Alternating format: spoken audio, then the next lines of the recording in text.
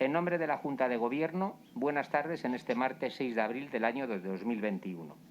Para comenzar este seminario quiero saludar a todos los compañeros que se incorporan a esta webinar promovida desde las secciones de Cultura, Deporte y Nuestros Mayores con dos objetivos. Primero, la presentación del Club Filatélico y Numismático del Cogitim, de reciente creación y que va a comentar nuestra vocal, doña María Jesús Guerrero, nuestra vocal jubilada. Rodríguez Herrero. La idea es que, tanto a iniciativa de los colegiados como a propuesta de los miembros de la Junta de Gobierno, se organicen grupos lúdicos, deportivos, culturales o de trabajo que satisfagan los intereses y aficiones de todos los compañeros y de sus familias. Lúdicos y deportivos, por poner algunos ejemplos, un club de buceo, que ya vamos a intentar de una forma piloto en la primera semana de junio acercarnos a bucear aficionados a este deporte a Águilas en Murcia, pero pueden ser de esquí, pádel, trekking, cicloturismo o probablemente podrían ser ajedrez o mus. De la misma forma, también hemos desarrollado grupos de trabajo, principalmente de desarrollo rural, con algunos ejemplos: telemedicina, Internet de las cosas, turismo rural, y también están abiertos pues, a historia, pintura, poesía, además de los tradicionales cenas y eventos de hermandad que llevamos muchos años realizando en el colegio. Todos ellos son apoyados económicamente desde la Junta de Gobierno y pretenden ser un servicio prioritario que nuestro Colegio de Graduados en Ingeniería e Ingenieros Técnicos Industriales nos ofrezca a todos nosotros. En segundo lugar, después de la intervención de María Jesús, el segundo objetivo de esta webinar será el desarrollo por parte de nuestros ponentes de la conferencia, muy interesante, La moneda española que dominó el comercio mundial siglos XVI al siglo XVIII. Antes de comenzar la conferencia vamos a presentar a nuestros ponentes. En primer lugar, don Jesús Talavera, que ha trabajado como auditor durante 32 años en la empresa multinacional P&G, Procter & Gamble. En el ámbito del coleccionismo comenzó con 7 años a finales de los 50 con su colección de sellos. Desde el año 1978 se ha dedicado a tiempo parcial a la filatelia, primero como coleccionista y luego como comerciante. Ha formado parte de la Junta Directiva de ANFIL, Asociación de Comerciantes de Filatelia Nacional, en los años 90, desde el 91 hasta el 2000. También es miembro de la Junta Directiva de A Mayor, Asociación de Comerciantes de Filatelia y Numismática de la Plaza Mayor de Madrid.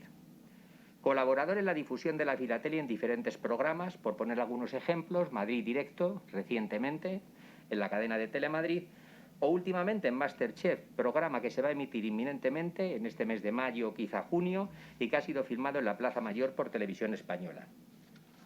Jesús se va a incorporar con nosotros en breve, le volveremos a saludar. En segundo lugar, don Pedro Ñorbe de Torre, ingeniero industrial, colaborador habitual del colegio y amigo, motor de nuestro grupo de trabajo de desarrollo rural y experto en numismática. Especialista en tratamiento de aguas y residuos con tecnología de bajo coste, ha desarrollado su vida profesional dentro del Instituto Nacional de Industria. Buenas tardes, Pedro. Bien. Bueno, pues María Jesús, coméntanos un poco qué es lo que se pretende crear y de qué manera vamos a actuar para formar ese grupo alrededor de la filatelia y numismática que se ha decidido desde la sección de nuestros mayores y de la sección de cultura. Adelante, María Jesús. Pues gracias, Miguel, y buenas tardes a todos.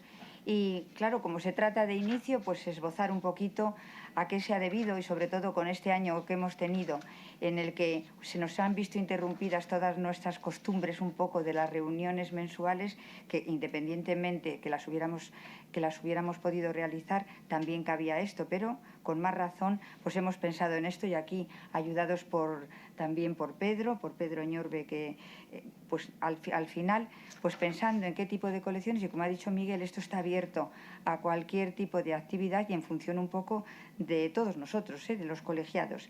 Entonces, pues eso se ha pensado, que las secciones de cultura y nuestros mayores de aquí del Cogitim, pues inaugurásemos una nueva actividad lúdico-cultural, y para ello, después de pensar en todo lo que había, hay que reconocer que la filatelia y la numismática, aparte de estar ya establecidas en el tiempo, o sea, llevan tiempo la verdad es que tienen su interés, ¿no? Y por eso sabemos que las personas tenemos pasatiempos diferentes, ¿no? Y unas personas están interesadas más en deporte, en artes, en manualidades, en varias cosas a la vez e incluso en juegos. Lo que sí que es importante que al elegir un pasatiempo es que nos mantenga interesados. Y la verdad es que, lógicamente, el trabajo es prioritario, pero también podemos dedicar tiempos de estos que nos merecen la pena cada uno, ¿no? Eso dice mucho sobre los intereses de cualquier persona, ¿eh?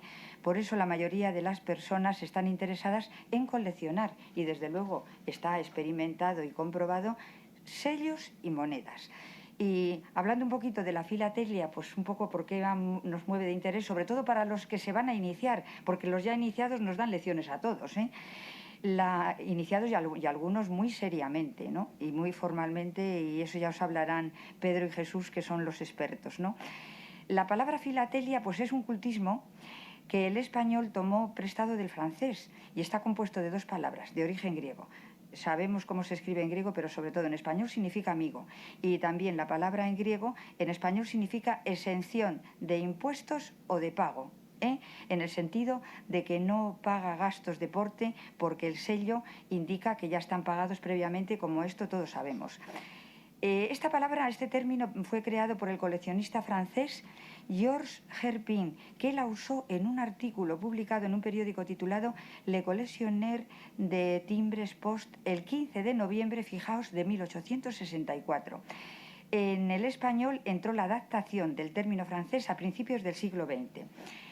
Tras el fracaso de los sobres marquillados, y marquillados es un tipo de papel que se utilizaba en aquel momento para la correspondencia, puesto a la venta por el conde de Villayer en 1653, hay que dar un salto al siglo XIX y concretamente el año 1839, en que un maestro de escuela inglés, Rowland Hill, propuso al gobierno británico su proyecto de pago previo del transporte postal mediante sellos o estampillas adheridas al envío. Aceptado por el gobierno del Reino Unido, los primeros sellos se pusieron en circulación el 6 de mayo de 1840, por tanto siglo XIX. Y solo un año después ya hay noticias del primer coleccionista, que fue un tal doctor Gray, se llamaba, cuya afición no fue muy entendida en aquel momento por los amigos, eso de que cuesta, que tiene que pasar el tiempo para que me den la razón, ¿no? A Inglaterra siguieron la aplicación del sello de correos Suiza y Brasil, ambas en 1843. Estados Unidos puso en práctica el sistema en 1847 y España emitió sus primeros sellos en 1850. El primer anuncio de prensa dedicado a la filatelia apareció en 1841 en el Times londinense y lo insertó un joven coleccionista, mejor dicho, una joven, una chica coleccionista deseosa de empapelar su tocador, fijaos, con sellos usados. Pronto se extendió el coleccionismo y aparecieron los primeros catálogos o listas de sellos con valor convenido. En 1860 se publica en Estrasburgo el catálogo de Beyer-le-Grau y el de Poliquet en París. El primer álbum con huecos o casillas para colocar los sellos lo publica Lallier en París en 1862, luego en siglo XIX, ¿verdad? Y la primera revista filatélica en The Monthly Intelligence de Liverpool. Ya en el siglo XX aparecen las grandes exposiciones mundiales de filatelia, como la de Berlín en 1930, la de Buenos Aires en 1950 o la de Nueva York en 1956. Y aquí hay que citar la Exposición Mundial de Filatelia, Granada 92, por tanto España, con colecciones iberoamericanas, celebrada en Santa Fe de Granada para conmemorar el 5º centenario del descubrimiento de América. Y pasamos así para qué significa coleccionar, que es algo que todos sabemos, y si no lo sabemos lo recordamos. ¿Qué significa coleccionar sellos postales? Pues lógicamente la colección de sellos tiene que ver con recopilar sellos y todo lo relacionado con ello, como correos, sobres. Los sellos a través de los años han mostrado ser más que simples imágenes e ilustraciones. Figuras importantes, eventos históricos y culturales y obras de arte también aparecen en el sello. Le da lógicamente a este hobby, a esta afición, más relevancia e importancia para el coleccionista. Sin embargo, la colección de sellos suele estar asociada a la filatelia. Aquí hay que diferenciar, lógicamente, lo que es recopilar y filatelia. Estos dos términos se deben diferenciar, ya que filatelia se ocupa principalmente del estudio de sellos y todo lo relacionado con él.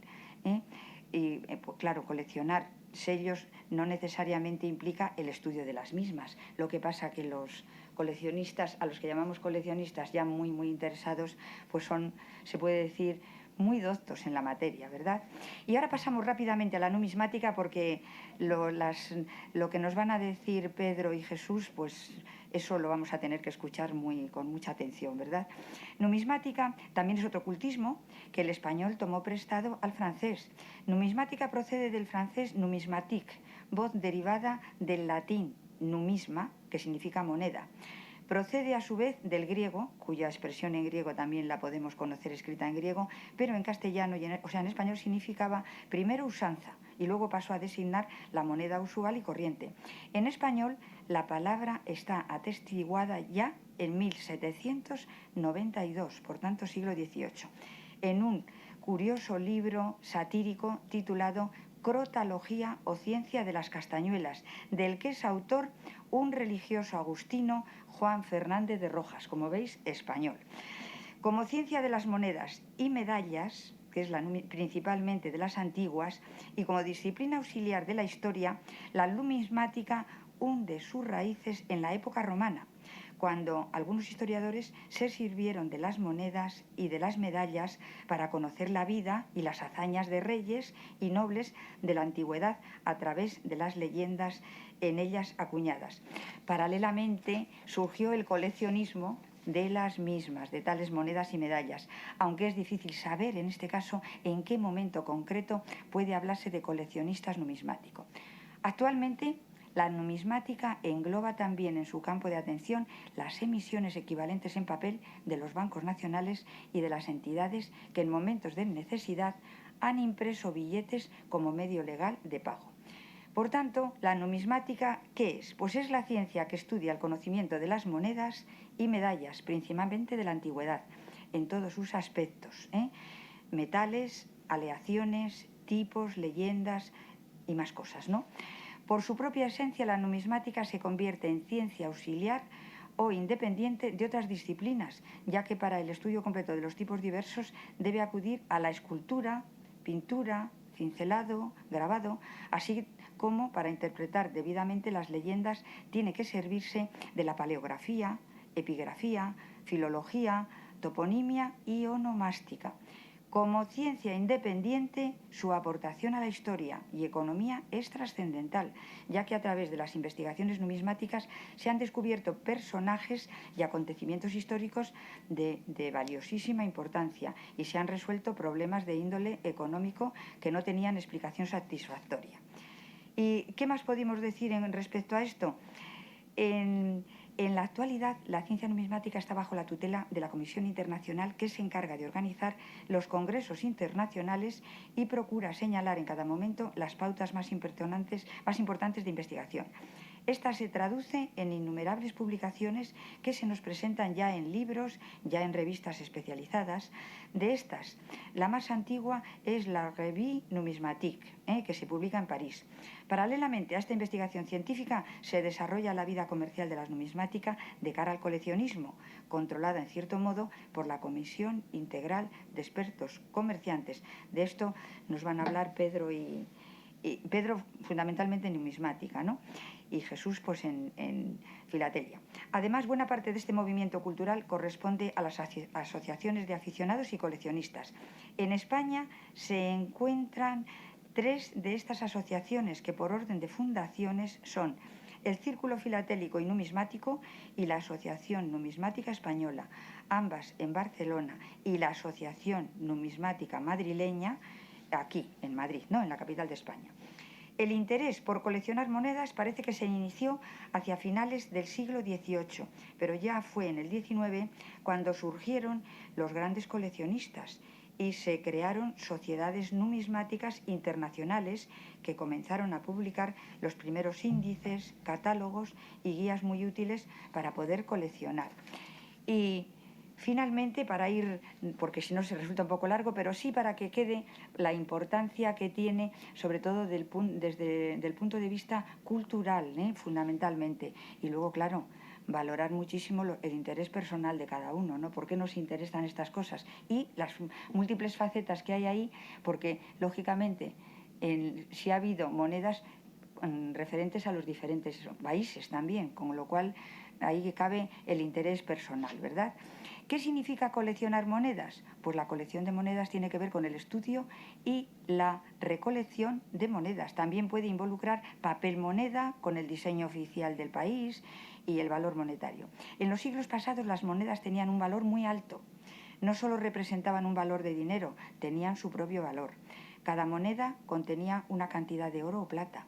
Este es un aspecto que hace que el hobby sea más caro, especialmente si se trata de monedas antiguas. Sin embargo, la tendencia actual en la mayoría de las naciones es reemplazar las monedas antiguas por otras nuevas hechas de metales baratos. Las monedas hoy ya no tienen valor intrínseco. Este hobby requiere precaución, claro. No se trata de recolectar monedas que se encuentren casualmente. Tiene que ser una moneda genuina, como es lógico, ¿verdad? En parte del pasatiempo de la colección de monedas, examinar físicamente la moneda para conocer el grado.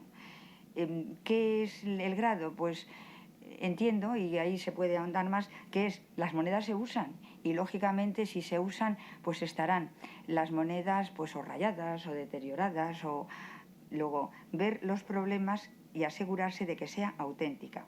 De esta forma el valor de la moneda se puede evaluar fácilmente. Es muy importante identificar por tanto la moneda y saber de qué país proviene y cuál es su valor nominal. Debe tener una denominación, o bien esa moneda debe ser una mera ficha. La autenticidad de la moneda a menudo requerirá, lógicamente, la opinión de un experto. Y en esto, pues ya sabéis, la picaresca existe a todos los niveles, con lo cual, cuando nuestro interés tiene que estar reforzado y saber que lo estamos haciendo muy bien. Hablo más para los iniciados, porque los demás seguro que nos dan lecciones, ¿verdad? Los coleccionistas ya que llevan tiempo y saben muy bien lo que quieren y lo han buscado, ¿verdad? El grado de una moneda, por tanto, es el resumen de su condición general. El valor de mercado de la moneda depende mucho, por tanto, de lo del grado. Y así la limpieza es un aspecto importante del hobby. Una moneda usada a menudo, pues lo que he comentado antes, se rayará, perforará, alterará, carbonizará e incluso a veces se corroerá, ¿no? Esto, por tanto, a la vista, como comprenderéis, para hobby nos gusta lo bonito, ¿verdad? Pues esto no es agradable. Y la moneda, por tanto, debe mantenerse limpia y atractiva. ¿Y qué está en juego de ambos? Pues la colección de sellos y postales y los de monedas, al igual que cualquier pasatiempo, está claro que si queremos hacer las cosas bien, requerirá esfuerzo y dedicación del coleccionista. Ambos tienen que consultar la información necesaria para obtener el valor de lo que tienen, porque hay muchos que, aprovecho también para introducir aquí, que hablando con compañeros, pues están interesados, y es que algunos siguen siendo coleccionistas, otros lo han interrumpido y algunos deben de tener colecciones que, claro, nos lo pueden mostrar, se pueden intercambiar y a la vez pues supone estas reuniones de grupo que podemos tener en el colegio, que además de comentar el hobby, pues entre amigos se comentan otras cosas, ¿no? Lógicamente. Por tanto, la recolección de sellos como las monedas requieren particularidad con los detalles, ya que esto determinará mucho el valor de una pieza para la colección. Y ambos tipos de coleccionistas usan, eso nos lo explicarán mejor Pedro y Jesús, catálogos para guiarlos a través de los diferentes aspectos de la colección.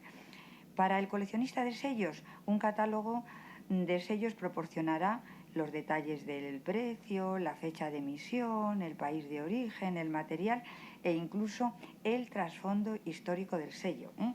Luego fijaos ahí la parte cultural, ¿no? De esta forma, el coleccionista de sellos sabrá fácilmente cuál de los sellos debe incluirse en la colección.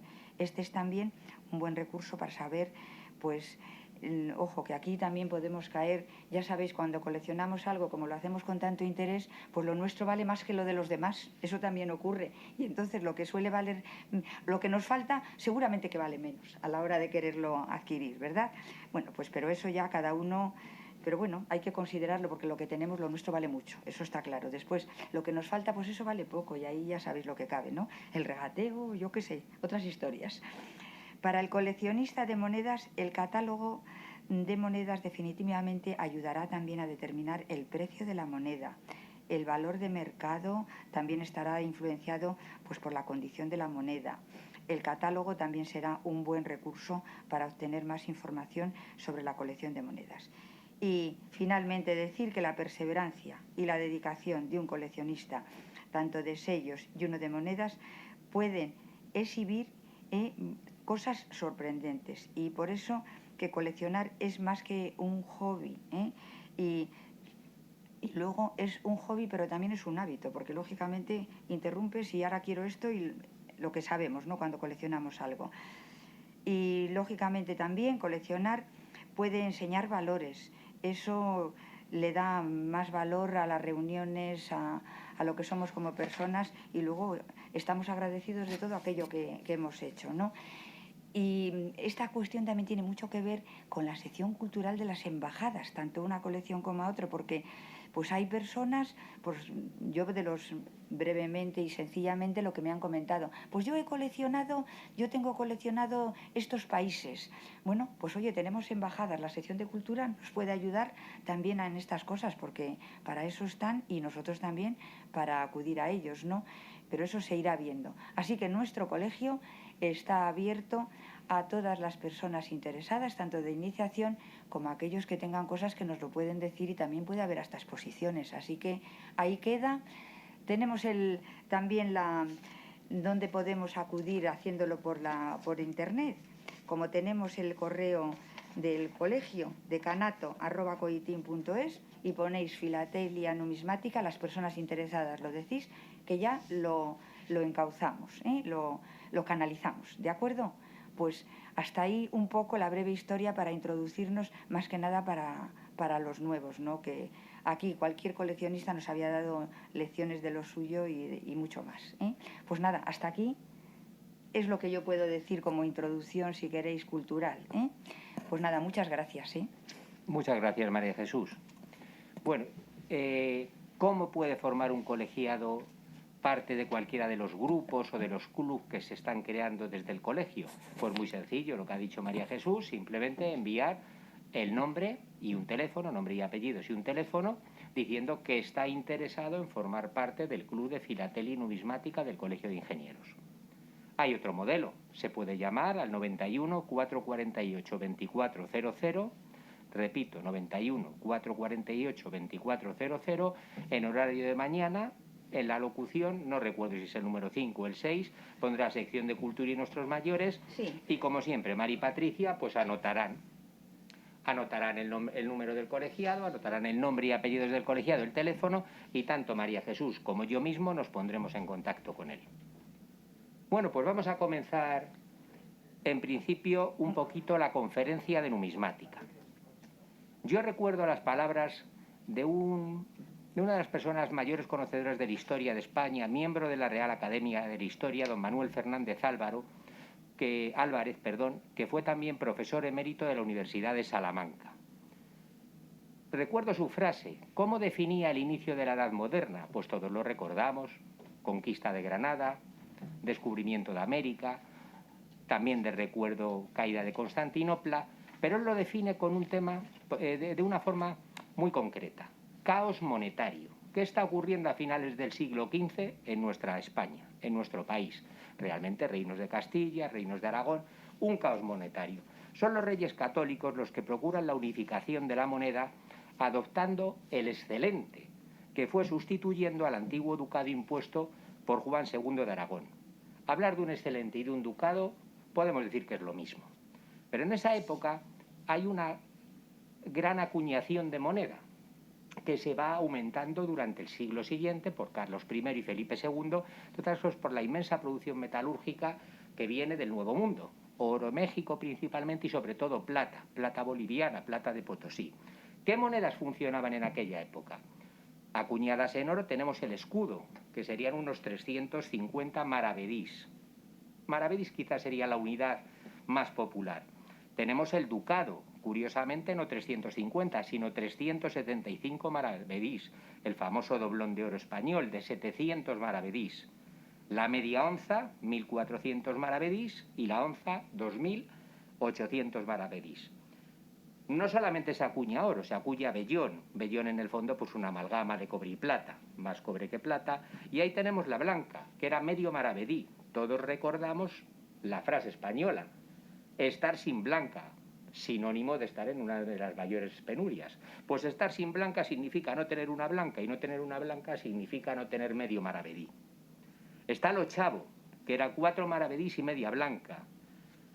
Estaba el cuarto, que eran 8 maravedís y una blanca. Y en plata, que luego Pedro se referirá bastante a esta moneda, se acuña el real con valor de 34 maravedís y el medio real con valor de 17 maravedís. Pero no solamente tenemos esas monedas en la España ese inicio del siglo XVI, también se acuña el peso americano. En breve se van a hacer casas de la moneda en Bolivia próximos al famoso Cerro de Potosí. El peso americano correspondía en plata a 450 maravedís. Existía incluso el cuento, que era un tema de contabilidad nacional, 1.000.000 de maravedís. Pero a su vez, eso era la corona castellana. La corona de Aragón usaba otra moneda totalmente distinta y al parecer incluso existían aduanas entre Castilla y Aragón. ¿Cuál era la moneda de Aragón? Se llamaba dinero. Por encima del dinero estaba el sueldo, que correspondía a 12 dineros. Y por encima del dinero estaba la libra, que correspondía a 30 sueldos. ¿Cuánto era el valor de unos 30 sueldos? 312 maravedís. Esa era la moneda que define don Manuel como un caos monetario. ¿Y cuál es el valor del maravedí? Medio euro. Pedro, acláranos un poco este galimatías de numismática, cómo se compraba en aquella época un kilo de trigo, ¿en qué se pagaba? ¿En blancas? Ya nos has ¿En dado maravedís? una lección enorme de numismática, joder. Pues Pedro, adelante. Lo tuyo es de estudiar, ¿eh? Adelante. Bueno, empezamos con el tema de la numismática. Jesús está llegando, hablará un poco de la Plaza Mayor. La Plaza Mayor en estos momentos es el mayor mercadillo al aire libre del mundo y todos los domingos tenemos reuniones, tenemos asociaciones allí, tenemos tertulias tanto de numismática como de filatelia. Hay otros coleccionismos también en la plaza, como pueden ser los soldaditos de plomo, como pueden ser el tema de billetes, como puede ser el tema de lotería. O sea, hay diversos coleccionismos, pero vamos, la inmensa mayoría se centra alrededor de los sellos y las monedas. En estos momentos más monedas que sellos. Yo personalmente colecciono sellos, pero colecciono más monedas por una razón muy simple, y es que la moneda, a mí que me gusta la cultura alrededor del coleccionismo, pues la moneda empieza en el siglo V a.C., por lo tanto tenemos 2.500 años de historia en las monedas.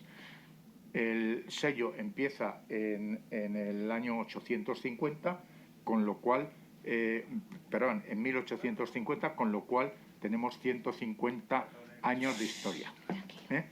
Evidentemente hay mucha más historia en la moneda que en el sello.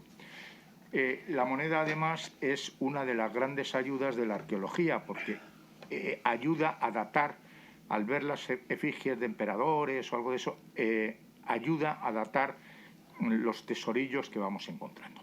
Entonces vamos a hablar de las monedas, y dentro de las monedas nos vamos a centrar en la moneda más típica española, que son los 8 reales de plata.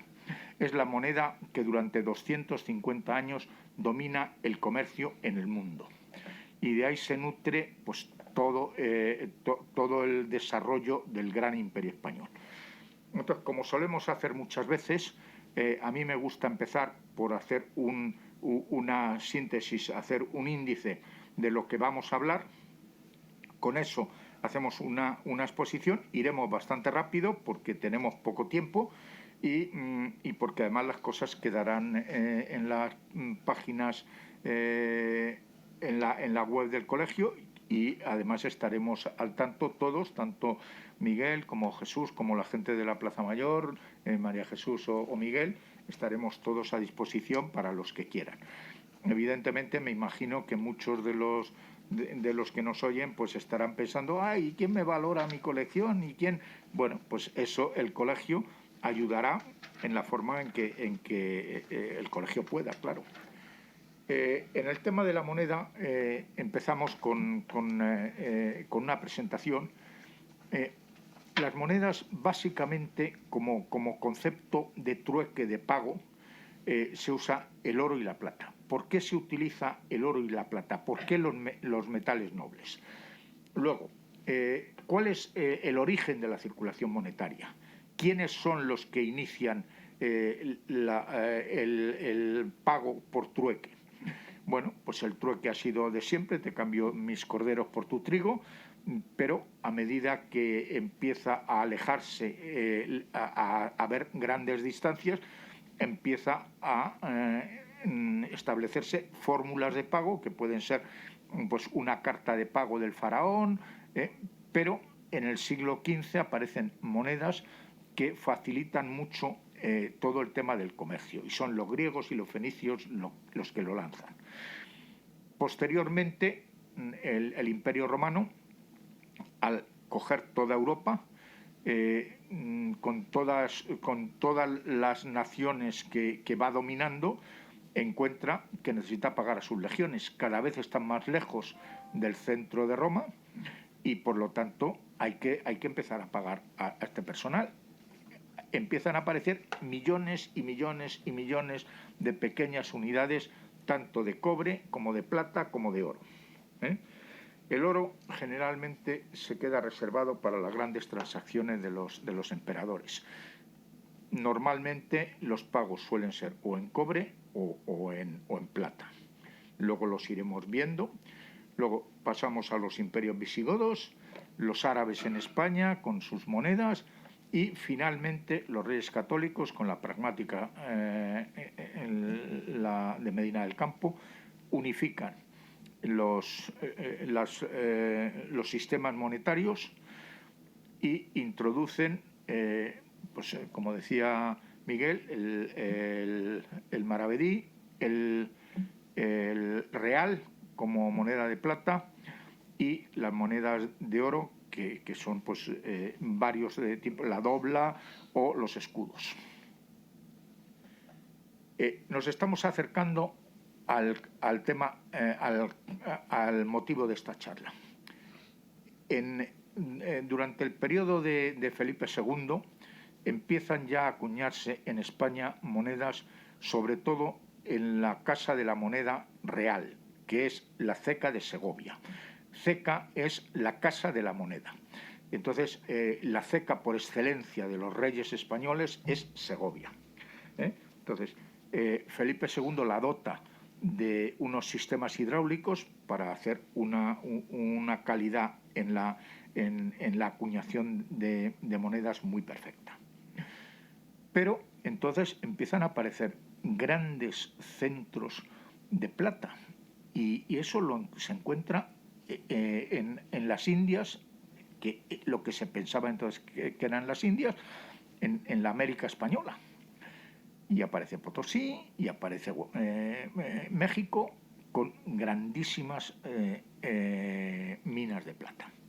Empezaremos a hablar de las razones de la apreciación de la moneda española a nivel mundial, por qué se resellan las monedas españolas, y luego a partir de ahí ya hablaremos de algunas curiosidades.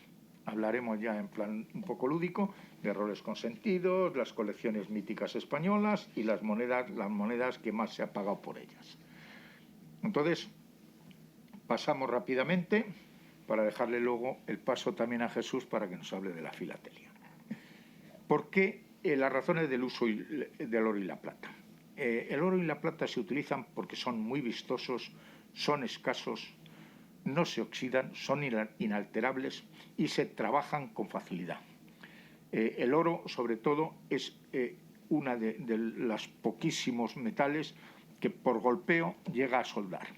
Pero además se puede llegar a sacar hasta hilo, y se pueden hacer con ellos no solo ya joyas, sino se pueden hacer hasta trajes con el oro, con el metal precioso.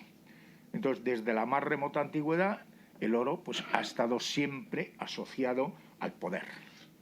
Los grandes reyes acaparaban cantidades de oro. Estoy hablando de los asirios, estoy hablando de los egipcios, estoy hablando... en toda Mesopotamia hay un culto por todo lo que es los símbolos del oro, porque es escaso.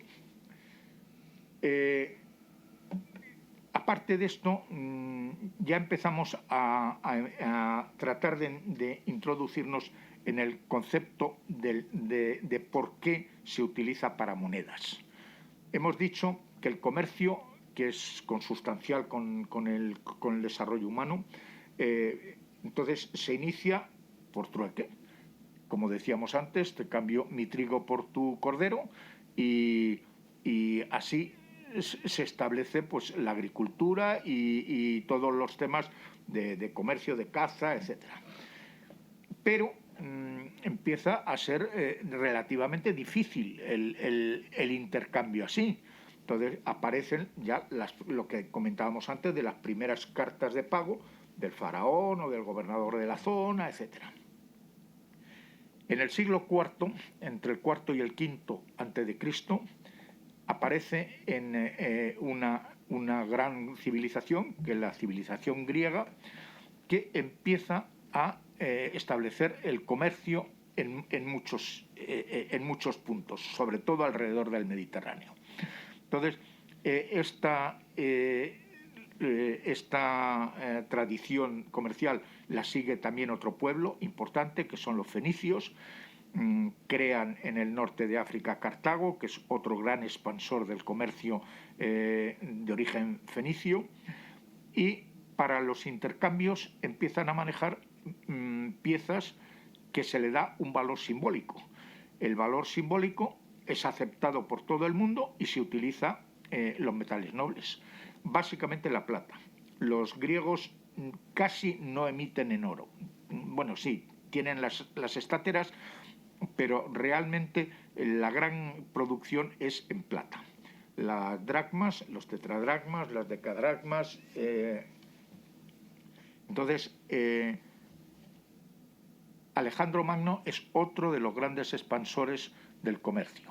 Entonces, Alejandro es el año 300 a.C., y en sus conquistas hacia la zona de Asia expande todo el tema del comercio en esas zonas. Todos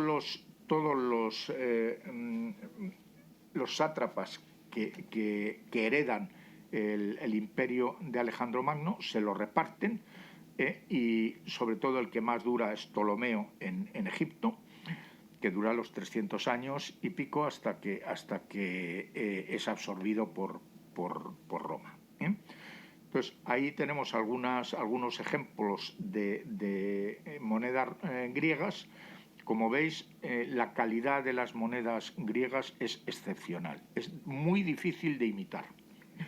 Los mejores artífices son los que se les contrata para que ayuden a las acuñaciones de las piezas. La idea es que no se puedan falsificar, claro, o que sea difícil de falsificar.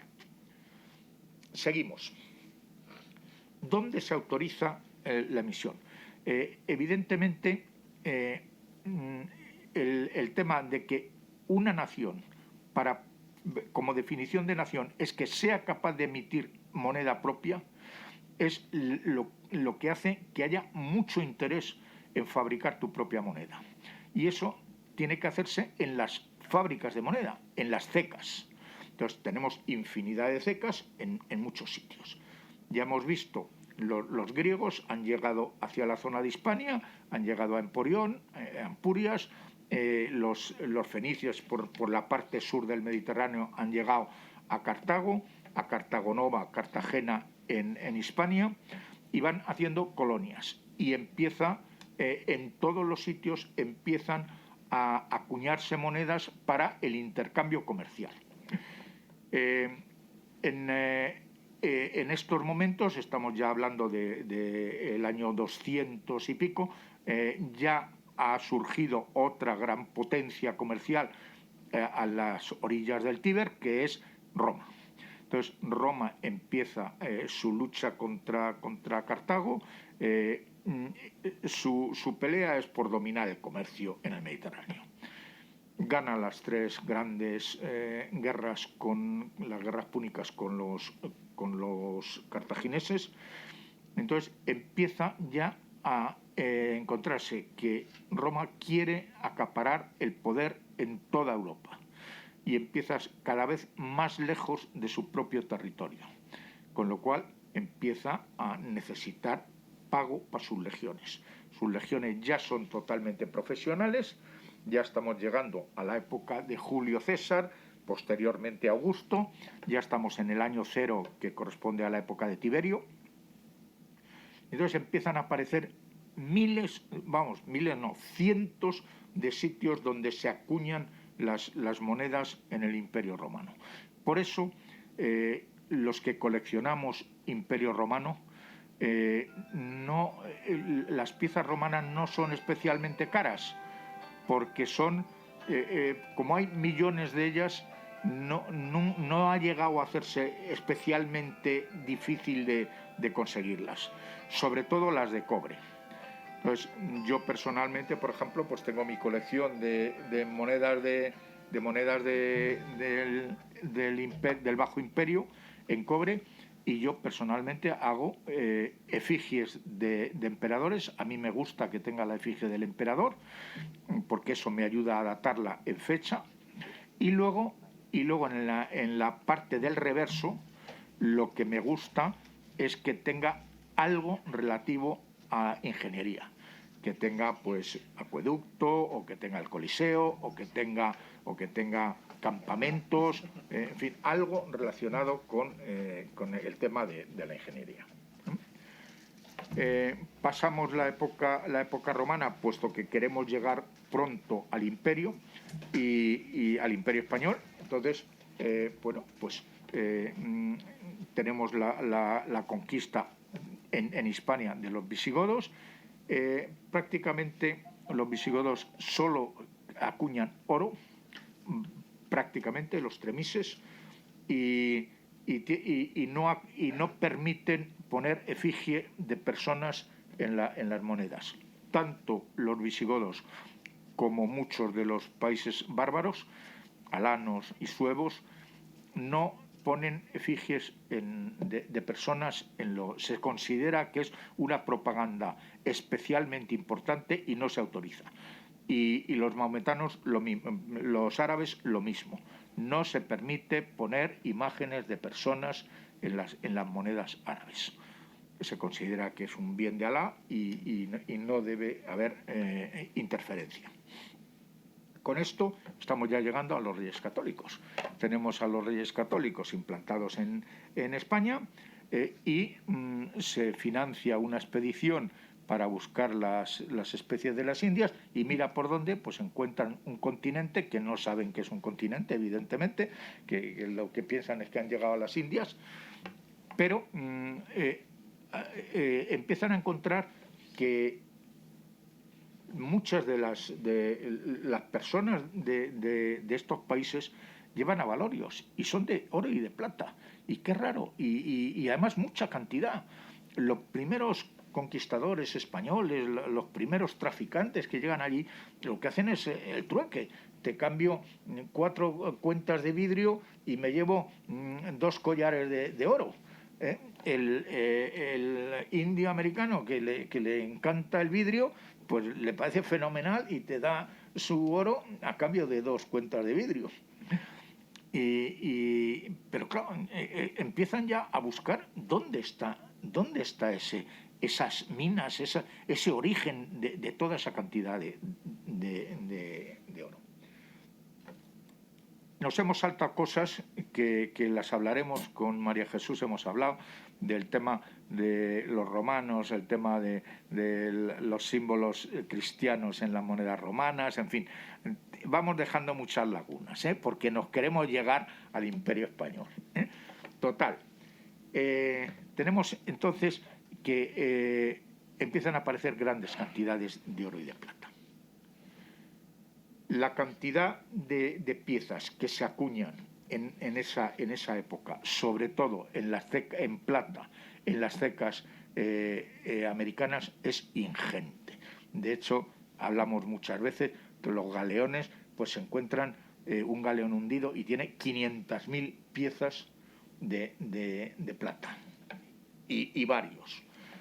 Bueno, entonces, ¿cuáles son las zonas de gran producción? Pues tenemos ahí en México, pues ahí indico, pues Zacatecas, Guanajuato, donde se acuñan Tasco, San Luis de Potosí, que no hay que confundirla con el Potosí de Bolivia, en Guadalajara, luego en Perú, sobre todo en Lima, la ceca de Lima, en Bolivia, Potosí, Cerro Chico, se descubre la veta de Cerro Chico, y eso hace subir la población de alrededor de esta mina de plata de 12.000 habitantes a 160.000 habitantes. Es una de las grandes poblaciones que se origina en la zona americana. ¿Cómo se controla la plata? Pues el sistema para producir plata se ha demostrado que una manera fácil de purificar la plata es amalgamándola con mercurio. Entonces, los grandes terratenientes o los virreyes en las zonas americanas controlan la cantidad de producción de plata por la cantidad de mercurio que te permito que me compres, porque el mercurio viene desde Almadén, desde España, hasta que aparecen otra gran mina de mercurio en la zona de Bolivia. Es Huancalavica. Esta está cercana de Potosí y ya estamos hablando del año 1500 y pico, 1550, 1580. Las producciones son particulares, la producción de plata se envía mucha hacia la zona española, y bueno, aquí siempre se ha dicho que nace en América, pasa por España y termina en Flandes, porque los españoles estamos muy acostumbrados a saber malgastar las cosas y no quedarnos con las cosas buenas que hacen en Holanda, por ejemplo. Ellos progresan y nosotros pues tenemos nuestros siglos de oro. Perdona, Pedro, acuérdate de la mesta, lana española, va para Holanda, se vende el paño y lo tenemos que comprar. Pues claro, esas son las grandes razones por las que España se queda atrasada en general. Vive muy bien porque entra mucho dinero. De hecho, durante 250 años pues es el país más rico del mundo por la cantidad de plata que entra. Entonces, ya estamos directamente metidos en el tema de la traída de plata desde las grandes cecas de Latinoamérica. En España también hay cecas, se acuña oro, no tanta plata. Las grandes acuñaciones de plata son las americanas, sobre todo Potosí, México y Lima. Son los tres grandes centros. Las monedas se están mandando con bloques, con grupos de flota, que es la flota de las Indias. Entonces, hay un flujo enorme de transporte de oro y plata. Hay unos 11.000 buques que hicieron el recorrido entre América y España.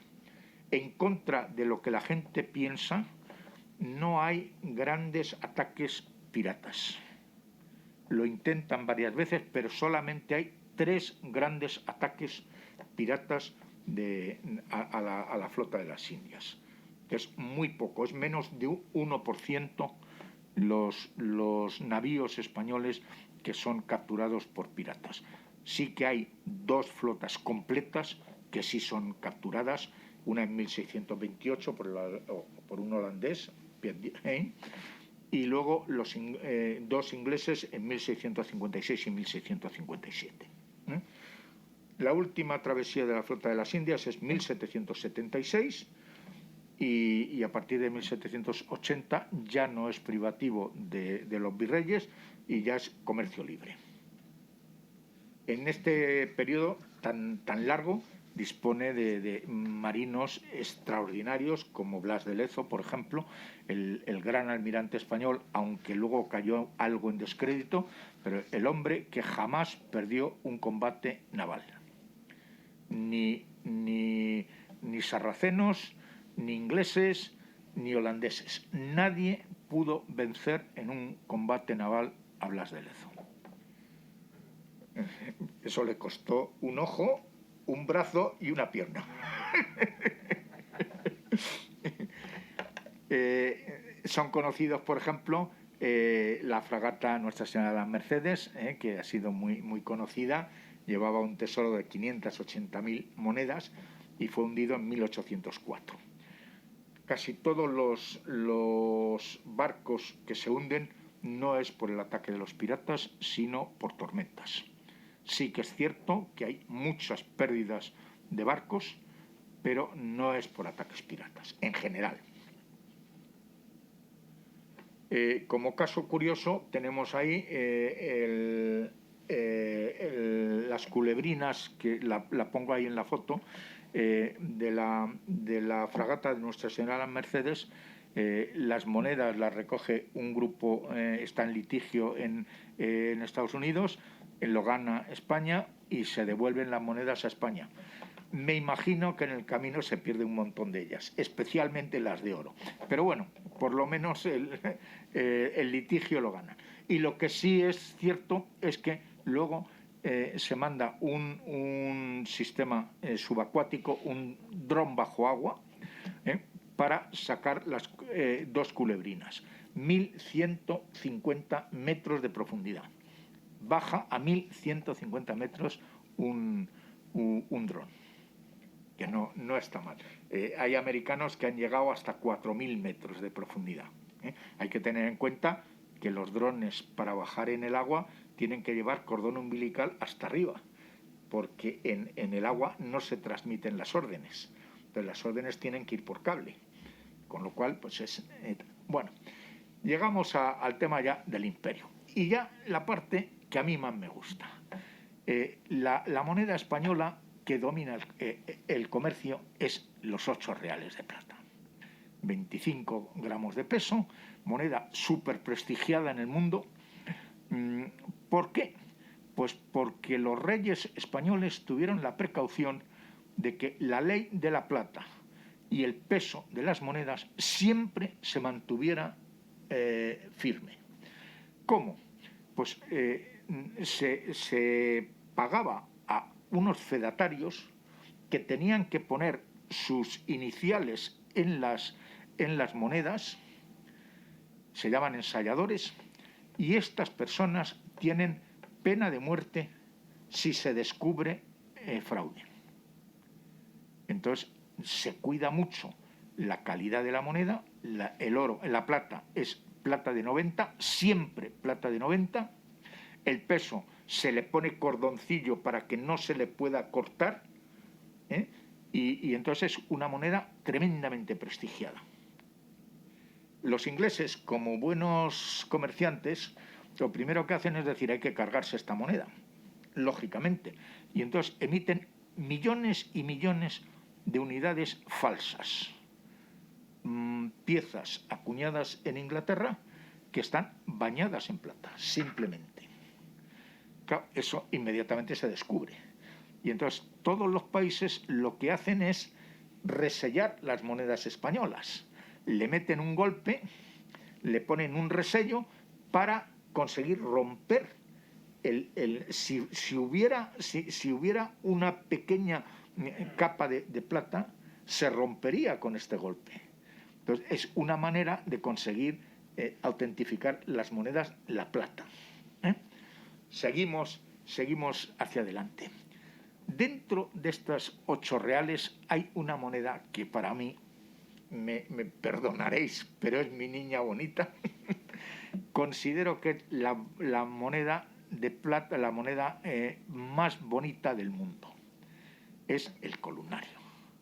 Los 8 reales columnarios, ahí pongo algunos ejemplos, son una pieza excepcionalmente bonita, bien hecha, tiene el globo terráqueo, tiene las columnas de Hércules. Por cierto, que la leyenda de las columnas no es non plus ultra, es plus ultra, porque después del descubrimiento de América ya no existe el non plus ultra, ya es plus ultra, hay algo detrás. Luego, si os fijáis, como caso curioso,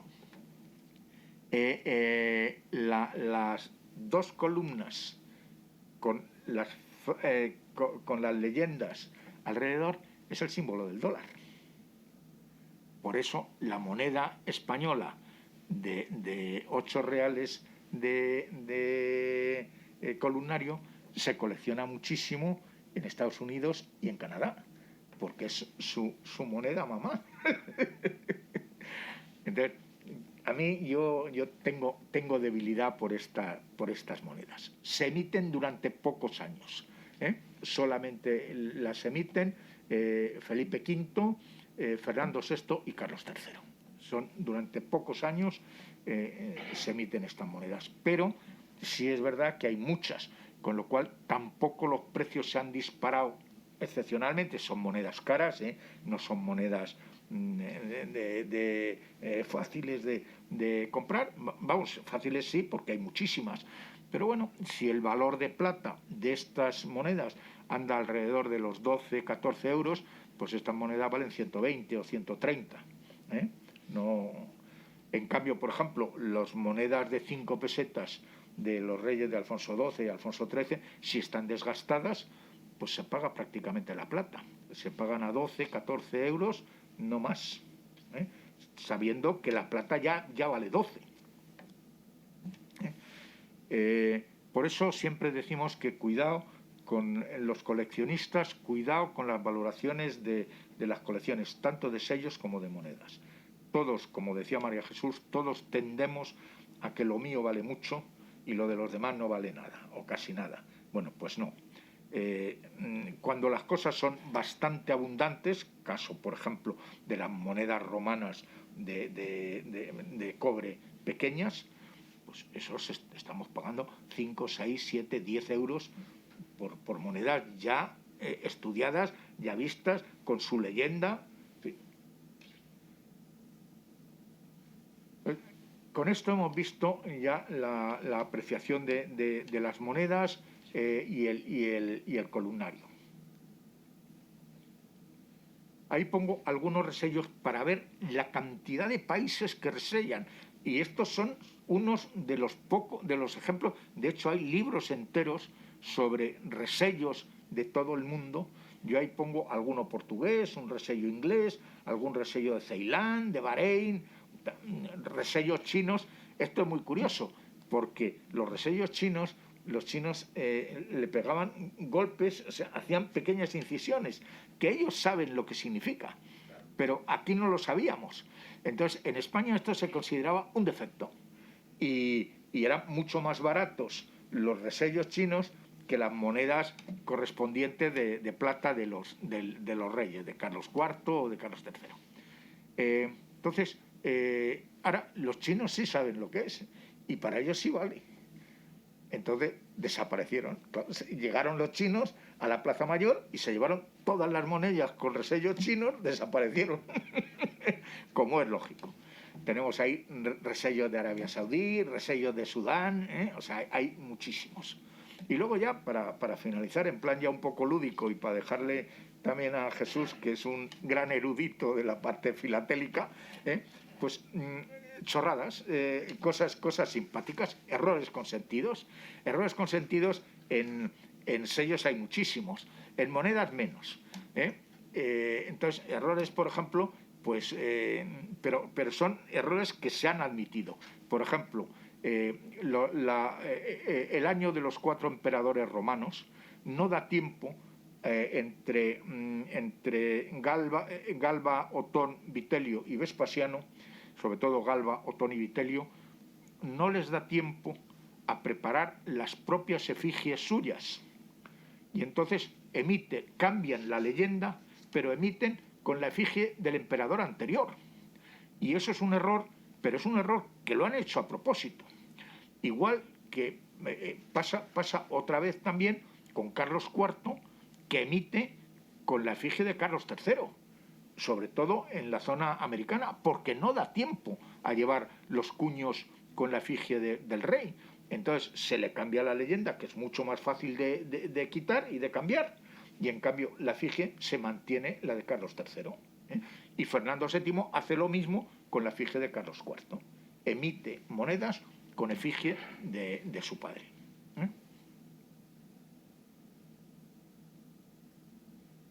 Ahí he puesto algunos otros ejemplos también de errores.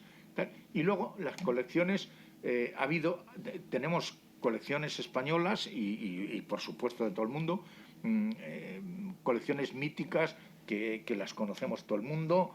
La Huntington, pues el señor Huntington, que era un gran un preboste de los ferrocarriles americanos, este era un chalao de la cultura española y llegó a coleccionar 38.000 piezas españolas. Cuando salió la subasta de la Huntington, además tenía la moneda de 50 excelentes de los Reyes Católicos, única en el mundo, todos como locos ahí esperando a ver si España se llevaba la moneda esa. España no quiso pujar por los 38.000 piezas, no pujó, pero sí llevaba la idea de pujar por la de 50 excelentes cuando saliera.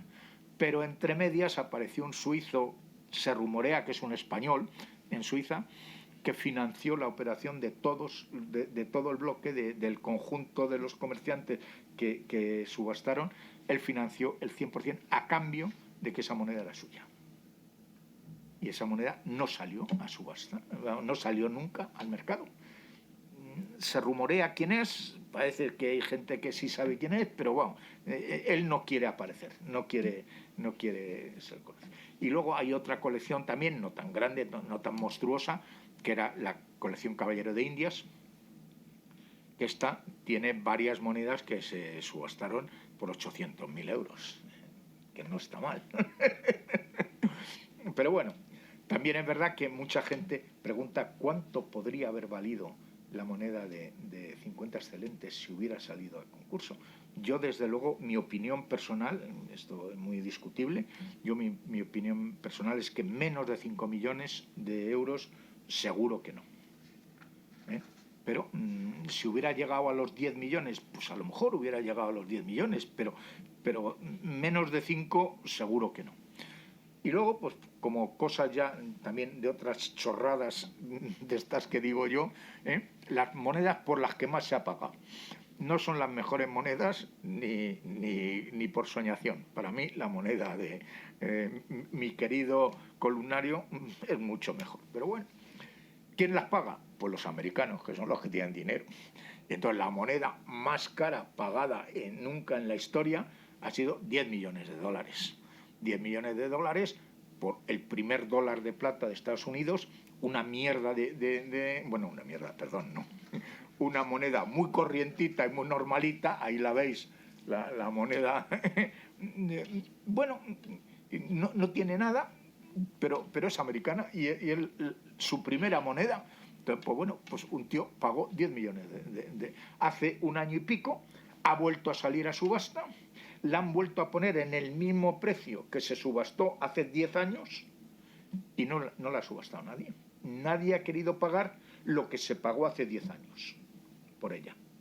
Luego quiere decir que era una moneda que estaba inflada. La segunda, que ya son 8 millones y medio de dólares, es el Double Eagle, que es una moneda, esa es de oro, es una moneda de oro, también de las primeras emisiones, también americana, claro, como es lógico.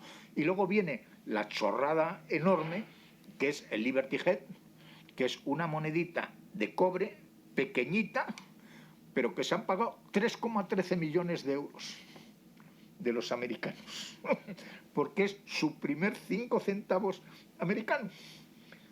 Esa sí que es un desastre de moneda, pero macho, 3 millones de dólares. Y claro, y pongo ahí ya como final, como remate, cuánto habría sido el precio de los 50 excelentes de los Reyes Católicos, que es una pieza maravillosa, ahí se ve en la parte de abajo, una moneda preciosa, y bueno, y luego a su lado el centén de la colección de Caballero de Indias, que es otra moneda también preciosa.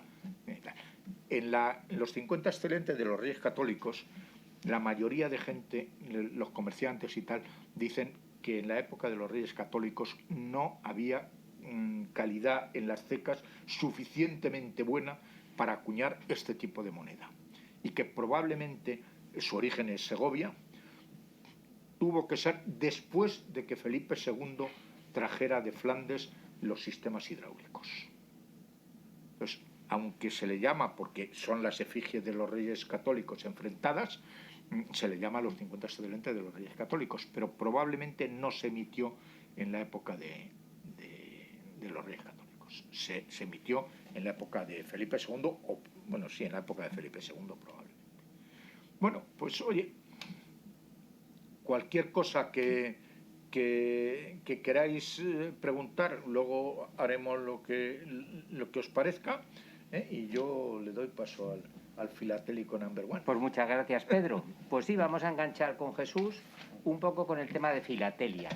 Pero vamos a empezar por los 50 excelentes. Pedro, 50 excelentes a la ley que era de 9,9 o lo que sería un 99%, entiendo, en oro. No, eso no llega a ser de es ley de 18, es ley de 24 quilates, y es 900. Ley de 900. Esto a mí me sonaba del orden de 9 sobre 10. Sí, de 9 Pero sobre 10. estaríamos hablando que en precio de oro. Es que en 900, es que en ley superior a 900, el oro es muy blando. Claro.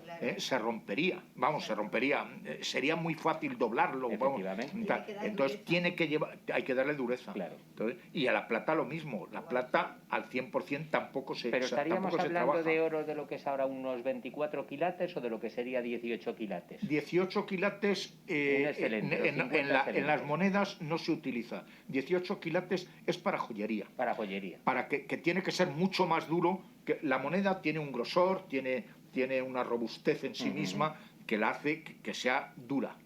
En joyería no, en joyería la dureza hay filigrana. Entonces tiene que tener intrínsecamente más dureza. Entonces tiene que ser ley de 75%, que es el 18 quilates. Me refiero, para introducir un poco el tema de filatelia con Jesús, aproximadamente esos 50 excelentes en valor de oro actual serían 10.000 euros. ¿Cuánto dices que se pagó? No llegó a pagarse, ¿Pero cuánto podría llegar a pagarse? Yo creo que un precio normal estaría alrededor de 6 millones de dólares. 10.000 euros aproximadamente actuales en precio de oro. Y, ¿cómo que dices? ¿10.000 euros? Sí, de ese orden, 50 No, que va, a 200 maravedís, Pedro. 1950, 2000, 2200. No, al precio oro. Al precio oro, 2200. La moneda de 8 escudos, la moneda de 8 escudos en la Plaza Mayor, que tiene el mismo tamaño, más o menos, se está pagando 1.200 si está desgastada y 1.500 si está bien, pero no más, 2.000. Ahora ya las monedas muy raras sí, a medida que... Pero si estamos hablando de valor intrínseco metal... O sea, que el metal del orden de 1.000 y pico euros. Sí, 1.200, sí, quizás... Bueno, pues ahí vamos a iniciar un poco el tema de filatelia, por eso lo quería preguntar. ¿Cuál es una de las razones de haber creado un club de filatelia y numismática en el colegio? Pues Jesús, que los profesionales nos asesoréis. Claro. ¿De qué manera puedo saber, y es un tema, un ejemplo, mi suegro tiene una buena colección de sellos, yo no conozco nada de filatelia, servicio podemos dar desde la Asociación de Comerciantes de la Plaza Mayor, de Filatelia y Numismática o desde el propio club del colegio, para que yo sepa lo que tengo, qué es lo que vale, qué es lo que no vale y sobre todo que no me engañen? Adelante, Jesús. Pues nosotros tenemos en la Asociación de Comerciantes Filatélicos de la Plaza Mayor, somos 120. La verdad es que de los 120, un 80-90% son de numismática, no de filatelia. Filatelia somos menos. ¿Por qué? Pues no sé, hay muchos más coleccionistas de filatelia que de numismática. Sin embargo, la numismática tiene como más entronque con la gente, le gusta más porque son cosas que se tocan, mientras que lo otro, un sello se puede estropear. Un sello se te puede mojar, se te puede romper, se te puede doblar, mientras que una moneda, hombre, se te puede caer y se puede golpear. Pero y hay más gente, sobre todo yo lo he visto con los niños. Los niños le gusta más porque una moneda se puede tocar más, mientras un sello lo tocas mucho y lo puedes estropear. Primero, la huella digital la dejas detrás en el sello y tal, y entonces el hecho de coleccionar sellos, pues bueno, es un poco también es que no tiene tanta historia, la filatelia no tiene tanta historia como la numismática, porque claro, el primer sello, por ejemplo, se editó en las Islas Mauricio en 1840 y luego el primer sello en Inglaterra en 1840 también y en España en 1850, o sea que aquí no tenemos prácticamente, estamos hablando, hace poco hicimos, en el año 2000 se hizo el 150 aniversario del sello español. Entonces, claro, no tiene nada que ver con la numismática, que se lleva mucho más. Pero sí que es bonito el tema de la filatelia, que lo colecciona mucha gente, aunque se ha deteriorado un poco ahora el tema porque ha influido muchos factores, ha influido los factores de que ahora ya pues, la gente no escribe cartas, claro. Entonces, yo cuando empecé, yo tengo 70 años y cuando empecé a los 7 años, yo es que le decía a toda mi familia, por favor, los sellos de las cartas que tengáis del tío, darme los sellos. Y yo empecé con eso de los sellos. Las monedas, pues es más fácil, las vas cogiendo y tal, te va uno de un país, te va dando una monedita y es más fácil de coger. Pero los sellos es más complicado, sobre todo a nivel mundial. Ahora, las de un país, pues es más fácil, porque yo empecé luego ya cuando empecé 12, 14, 15 años, ya iba a correos, compraba los sellitos en correos, tal, y bueno, ya empecé ahí un poquito a verlo. ¿Qué pasa? Pues la diferencia de los sellos con las monedas, que los sellos hay, no sé en monedas cuántas habrá, pero en sellos en España tenemos ahora mismo unos 5.000 sellos diferentes. No es mucho, pero lo que pasa es que ahora, por ejemplo, el problema que tenemos ahora es que se están haciendo demasiados sellos con valores muy altos.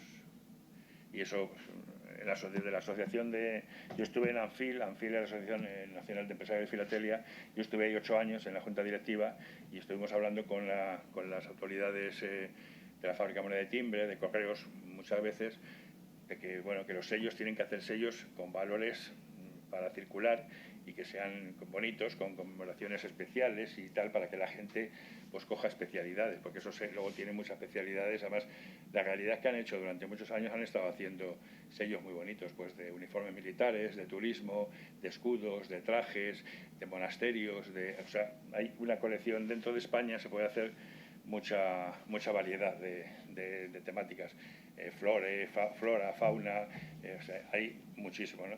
Entonces, lo único es que la gente, también una cosa que se tiene que creer la gente es que antes la gente se creía, debido a estos problemas con la FINSA y estas empresas que ha habido, se creía que era una inversión.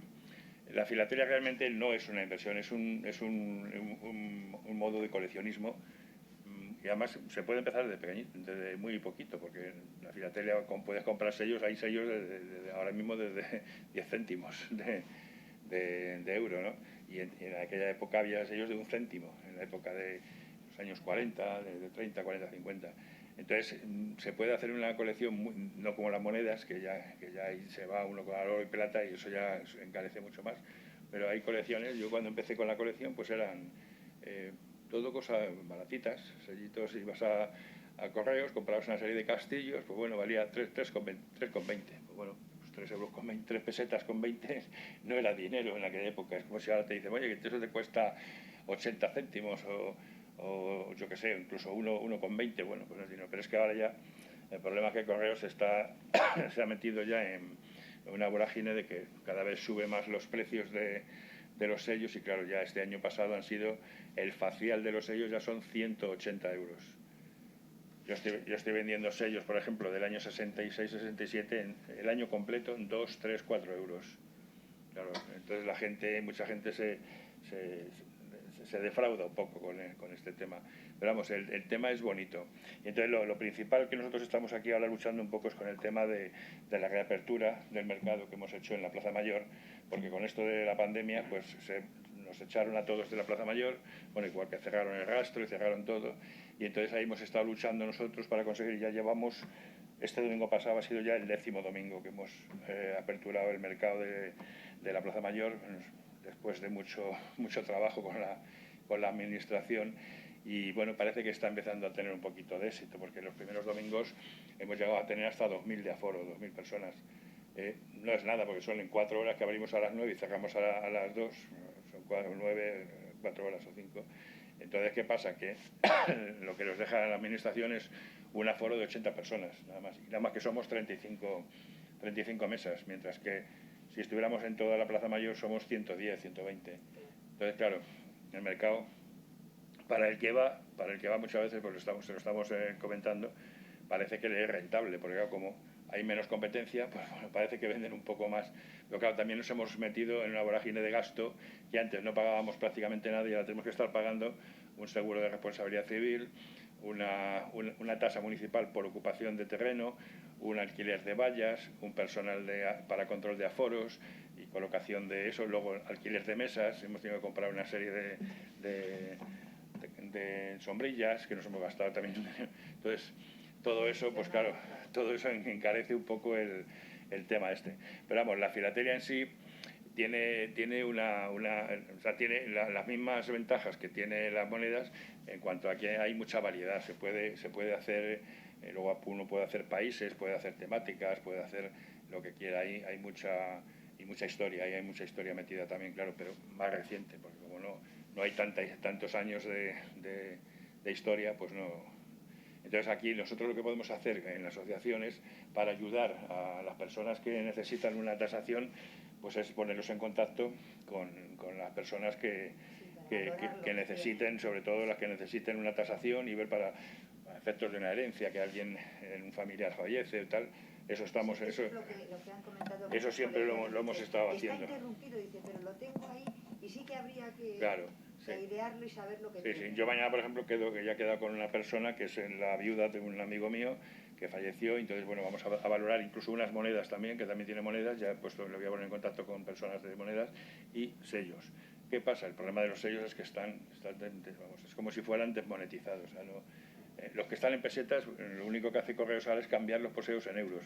Pero claro, el sello en euro que te dan es para poner en cartas, no vale para colección, porque te dan 50 de 3 euros. ¿Y para qué quiero decir 50 de 3 euros?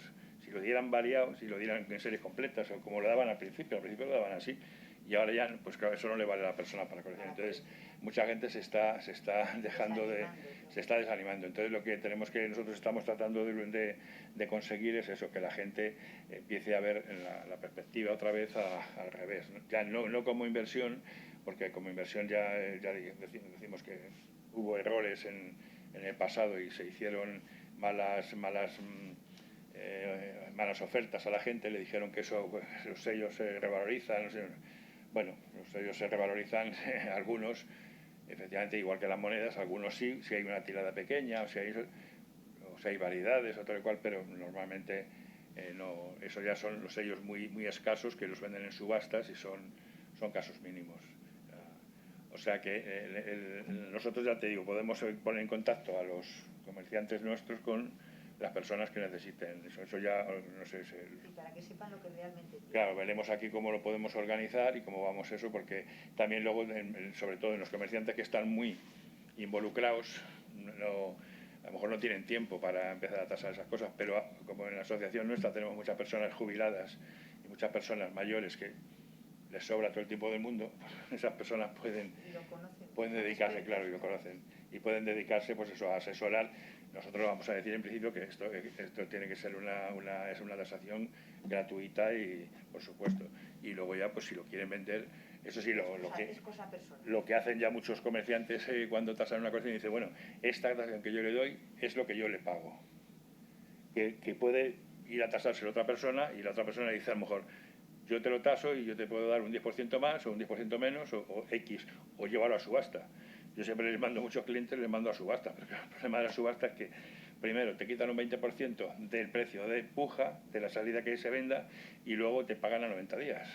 O sea que eso, la persona si le hace falta o lo quiere solucionar rápidamente a efectos de una herencia, por ejemplo, que quieren solucionarlo y repartirlo rápidamente, pues claro, no pueden estar haciendo eso. Entonces, de esta forma sí podemos decirle, pues venga, que vaya, quede con esta persona, se lo tasa, que no le interesa o no le vale la tasación, pues mandamos a otra, hay varias posibilidades. Ya digo, aquí en esto de la filatelia podemos para hacer alguna reunión en la que yo traiga preparado algo como él también, para ver las diferentes épocas y los diferentes movimientos que ha habido dentro de la filatelia, porque ha habido mucha...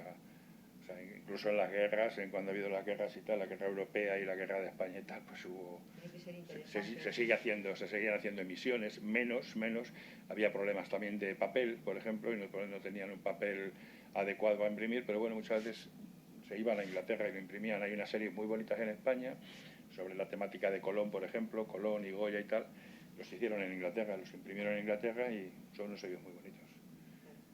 Y bueno, no sé qué más cosas puedo hablar de... ¿Tienes alguna pregunta más ahí de...? Pues un poco, Jesús. Entonces, cualquier compañero que, por ejemplo, quiera intercambiar o quiera buscar algún tipo de sello que le falte, alguna moneda que le falte, ¿qué le aconsejarías? ¿Que se ponga en contacto a través del grupo nuestro del colegio con vosotros, con la Asociación de Comerciantes? Claro, sí. Efectivamente, se pone primero, si vosotros estáis ahí como nexo de unión, y luego pues nosotros también podemos mandar, yo ya se lo diría aquí a la asociación, y hacer un equipo de tasadores o un equipo de personas de estas que digo yo que tienen más tiempo que otro, porque luego claro hay comerciantes que solamente se dedican a la venta de sellos y ellos tienen sus subastas y sus cosas tal, y esa gente a lo mejor no tiene tiempo para dedicar esto, pero como aquí tenemos 115 o 118, no sé cuántos asociados, y hay muchos que son jubilados, muchos no, el 90%, esas personas pueden venir y tasarlo. Bueno, pues Jesús, Pedro, muchísimas gracias, nos hemos pasado casi media hora, sí, y vamos a pasar un poco turno de ruegos y preguntas. Pueden, vamos, que de hecho nosotros somos bastantes colegiados, pues puede haber colegiados que les queden, que les falten o que estén interesados en determinados países. Sí. ¿Cómo actúan las embajadas? Bueno, nosotros con las embajadas realmente no tenemos mucho contacto. Tenemos contacto con los servicios filatélicos de cada país. Eso por también, ejemplo, con asociaciones de los países. Sí, yo tengo uno de las... yo soy el tesorero de la asociación, pero el secretario, por ejemplo, su dedicación principal es importa sellos de otros países. Claro. Entonces, este tiene contacto no con la embajada, sino directamente con el servicio filatélico del país. Entonces, él le pide allí lo que se ha agotado ya en el servicio filatélico, por supuesto, tiene ya que remitirse a los comerciantes del país, decir, oye, que se ha agotado este en el servicio filatélico, tú tienes de este que me están pidiendo, pues, como hay muchas temáticas, pues esto de la temática de World War Wide, o sea, por ejemplo, eso de protección de la naturaleza, pues sí, mira, pues tal, ¿y cuánto necesito? Pues necesito 5 ejemplares para 5 clientes o 4 gitabloques, y entonces lo va pidiendo. ¿A través vuestro con las asociaciones? A través de nosotros también se pueden pedir cosas de esas para completar colecciones. Completar colecciones, exactamente. Tenemos que María Jesús lo conoce, tenemos un coleccionista que es colegiado, José Luis. Este es un hombre que ha estado trabajando durante muchos años, toda su vida, en Costa Rica, entre Costa Rica y Estados Unidos. Entonces, allí hizo una gran colección de Costa Rica, le quedan algunos sellos caros, pero él sí que se brinda pues a charlar tal de su afición, y probablemente pues él está pensando si empezar una colección del Salvador o allí de al lado de Costa Rica, pues para tener un poco más de hobby, porque ya, claro, Costa Rica ya la tiene toda, completa, o lo que le falta ya es muy caro. Tiene una cosa curiosa, José Luis, y es que en los sellos que le faltan como él no quiere que haya hueco en su álbum, Claro, eso no lo quiere nadie. le hace fotocopia. Lo fotocopia de catálogo. Hace una réplica. Sí, bueno, hay que tener luego también cuidado con el tema, igual que en las monedas, de falsos. También hay falsos. Dentro de la filatelia también hay falsos. Entonces, bueno, también nosotros tenemos dentro de la asociación, el presidente nuestro de la asociación tiene, por ejemplo, una empresa que se dedica a una comisión de expertos. Entonces ahí tienen, normalmente 2 o 3 personas son las que firman cuando la autenticidad de un sello. O sea, si ese sello tiene algún defecto, es que además la gente no lo sabe, pero es que pueden ser un punto de aguja, un descarne, un empalme, un diente corto. O sea, hay miles de cosas que un sello lo quita de como un sello perfecto. Y claro, la mayoría de la gente que quiere un sello caro, bueno, lo quiere perfecto. No lo quiere genuino. Claro, no lo quiere con defectos, ni lo quiere con problemas, ni lo quiere falso, por supuesto. Lógico. Aunque luego tengo otro, por ejemplo, un comerciante, dice, no, yo los lotes de falsos que te entren, me ofrecen, Digo, ¿pero para qué quieres tú los falsos? Y dice, para compararlos con los nuevos, con los buenos. Porque él es un analista estudioso y lo estudia y va sacando, pues mira, aquí le ponen, aquí tiene esto, aquí tiene no sé qué, y va sacando, y hay libros con Lo analiza y eso. había uno, el doctor Blas en Valencia, que era un doctor, no sé de qué especialidad tenía, y se dedicaba a sacar los sellos falsos que había, las diferencias que había de los sellos falsos. Y hay un libro, ¿Por qué eran falsos? hay un libro en el que lo determina él. O sea, hay bastantes publicaciones. Tenemos un caso muy curioso. Hay un italiano súper conocido, falsificador, no solo de sellos, sino también de documentos, el Sperati. Sí. Y esos sellos se cotizan, pero se cotizan a lo mejor en 1.500 euros. ¿eh? Sí. O sea, los falsos Sperati, porque era un artista en la falsificación. Es que hay 2 tipos de falsos, los falsos postales y los falsos Sperati. Falsos postales son los que hacían los falsificadores de la época para ponerlos en cartas. O sea, eran sellos que salían muy baratos, lo falsificaban, cogían, yo no sé cómo harían el modelo, el molde y tal, y hacían sellos falsos para poner en cartas, para venderlos como cartas. Pero luego hay falsos Sperati, que son sellos caros de coleccionistas, y eran falsos postales, que eso ya, falsos postales y falsos, como he dicho antes, Sperati, sí. Y esos son ya para coleccionistas, o sea, ya son falsos porque son sellos muy caros, que eso no es para poner en una carta, sino era para meter en una colección. Luego hay, Colaba también, ¿no? Sí, claro. como él dice, hay libros, por ejemplo, el sello de Granada y tal, que te vienen cuáles son lo que se llaman las marcas secretas. Las marcas, sí. Y entonces te dice, tiene un punto en la esquina tal, encima de la A, aparece un no sé qué. Y el que lo ha falsificado, pues todos los temas de las marcas secretas, pues no las pone todas. Claro. Entonces, si tú las conoces, sí que puedes ver el que es falso del que no es falso. Claro. El tipo de papel también, muchas veces. También influye. Tenemos unos sistemas con la lámpara de cuarzo de verlo al trasluz para ver cuál es el fondo del papel, el tocarlo con un poquito de gasolina para que se haga transparente, para ver si tiene descarnes. En alguna época al principio llegaron a meterle filigrana en los sellos para que no se falsificara. Una filigrana metían ellos pues como una especie de un dibujito dentro y tal. Sí, sí. En una de ellas hay como unos lazos, me parece, ¿te acuerdas? Sí, los hay de lazo, los hay de cuadros, los hay de rayas. Sí. Y eso ya certificaba que ese sello no era falso, era original. Lo que pasa es que tenía su mérito falsificar en aquella época, porque ahora mismo la tecnología es otra, ¿no? Claro.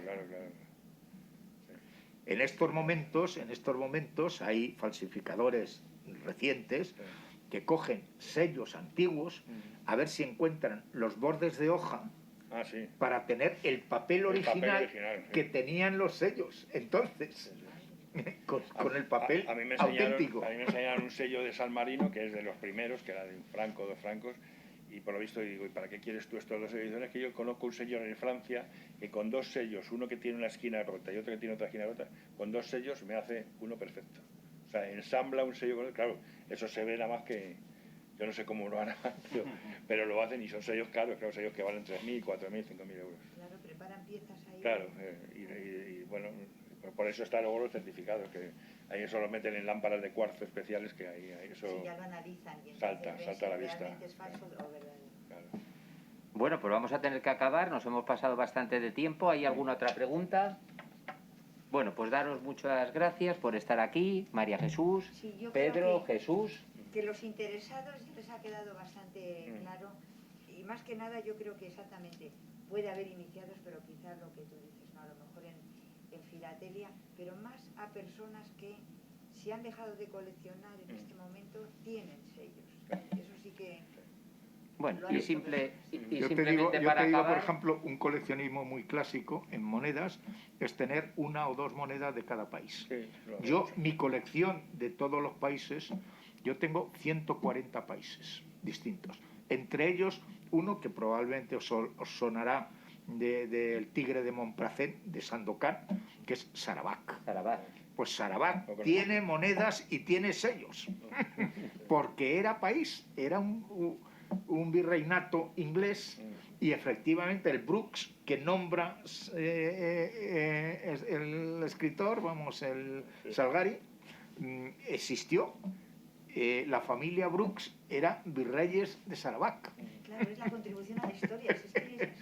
Y son cosas muy curiosas. Estamos relacionados, la numismática con la filatelia está relacionada porque todo tiene Claro, su... es que representa épocas de los diferentes países y razones de, pues eso, Y es eso, lo importante es de que eventos es importantes, historia todo personajes, y claro. cultura, sobre todo cultura. Todo, Nosotros sí. estamos vendiendo como que es un modo de cultura. Que sí, que sí.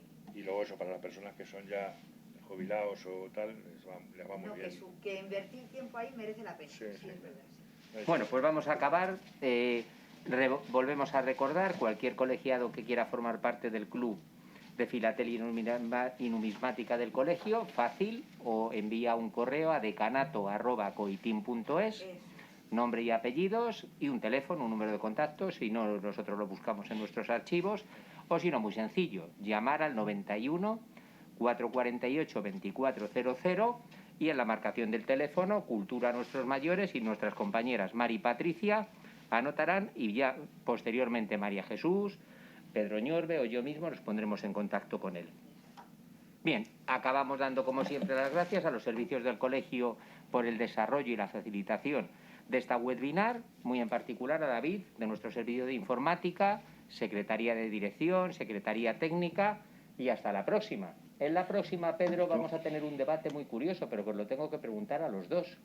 ¿Y qué valor tenían estas monedas a paridad de poder adquisitivo en aquellos tiempos? Yo he leído, y ya con eso acabo, que, por ejemplo, un maestro albañil en el año 1530 cobraba 3 reales. 3 reales podían ser 1.200 euros actuales a paridad de poder adquisitivo. Lo he comprobado con datos de Cortés y cuadran. Este señor, este catedrático que os he comentado antes, también lo valora de la misma manera. Por hacernos una idea, un maestro albañil podría cobrar en 1.530, 1.100, 1.200 euros, cuando la renta más grande española, la renta más grande, grandes de España, ducados, arzobispados, se calcula que podía ser la del arzobispo de Toledo. La renta del arzobispo de Toledo anual era de unos 50 millones de euros, porque un albañil cobraba 1.000 euros o 1.200 euros en el año 1530. ¿Y ahora? ¿Cuánto aumenta la productividad?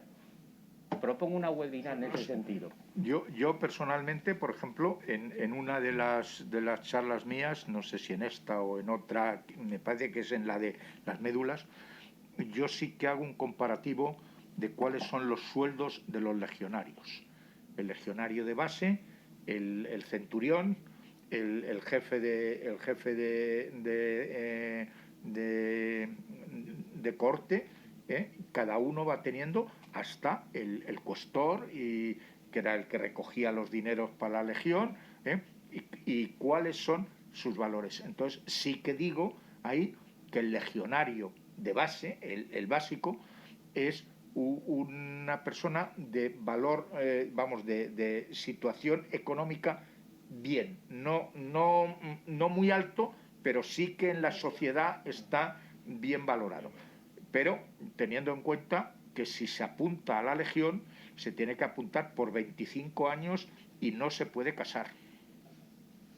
Pero fíjate, para que no Pedro, haya herencias, para que el problema de las herencias no se transmite. Puede tener hijos, puede tener mujeres y puede tener lo que quiera, pero no hijos legales. Pero fijaros, y con eso acabo, pensemos en nuestros hijos y nuestros nietos, en otro libro de Hernán Cortés, un físico de la Armada Española, físico nos referimos a médico, en aquellos tiempos, estábamos hablando de 50.000 maravedís. No habían tenido los padres que pagar máster. Y no solamente 50.000 maravedís podían ser lo que son 25.000 euros, sino que luego podía cobrar consultas privadas aparte. Por eso acabamos, compañeros. Muchas gracias y hasta la próxima.